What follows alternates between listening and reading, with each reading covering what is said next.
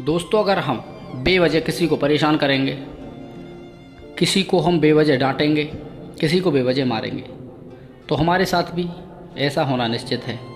क्योंकि अगर हम बेवजह किसी को प्रताड़ना दें, किसी को बेवजह डांटें, अपना गुस्सा किसी और के ऊपर निकालें, अपनी कमजोरी को किसी और के ऊपर थोपें, तो वो कहीं ना कहीं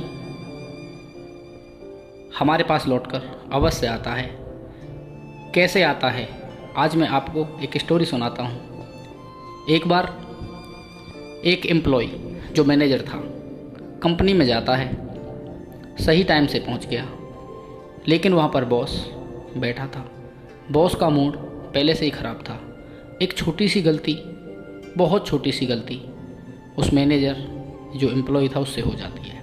बॉस उसको अपने ऑफिस में बुलाता है और काफ़ी डांटता है और उसको एक चांटा मार देता है, उसको ऑफिस से निकाल देता है।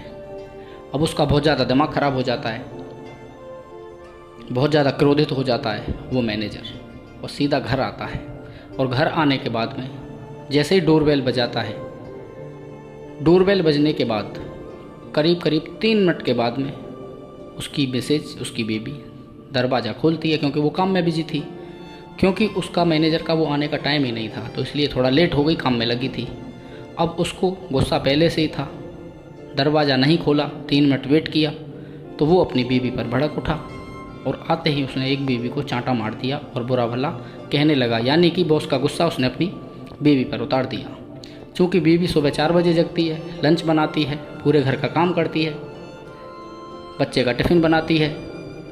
अब बच्चा स्कूल से वापस आ जाता है, जिसकी करीब उम्र 8 से 10 बरस रही होगी।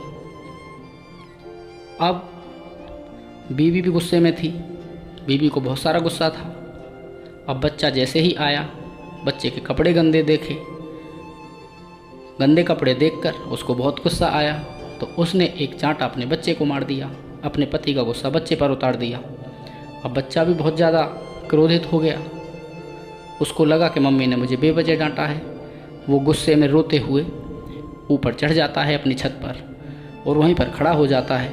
अब वो क्या देखता है कि नीचे एक कुत्ता जा रहा था, ऊपर एक ईंट यानी कि पत्थर रखा था। गुस्से की वजह से उस छोटे बच्चे ने वो पत्थर उस कुत्ते के ऊपर फेंक दिया। अब वो पत्थर उस कुत्ते के ऊपर यानी कि उसकी पीठ पर लग जाता है। अब कुत्ता भौंकने लगता है, उसको लगता है कि उसके ऊपर किसी ने वार किया है। वो बहुत तेज वहाँ से दौड़ता हुआ, भौंकता हुआ चला जाता है। अब वहाँ रास्ते में एक गली थी, वहीं पर एक दुकान थी।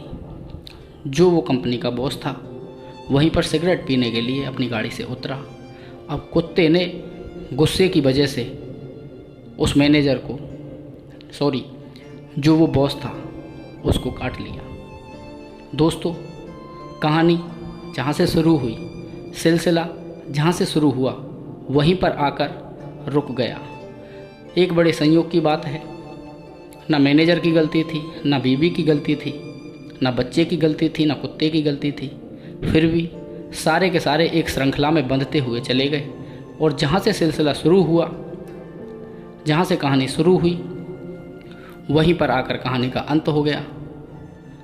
कुत्ते ने मैनेजर को, कुत्ते ने उस डायरेक्टर को, उस कंपनी के बॉस को काट लिया।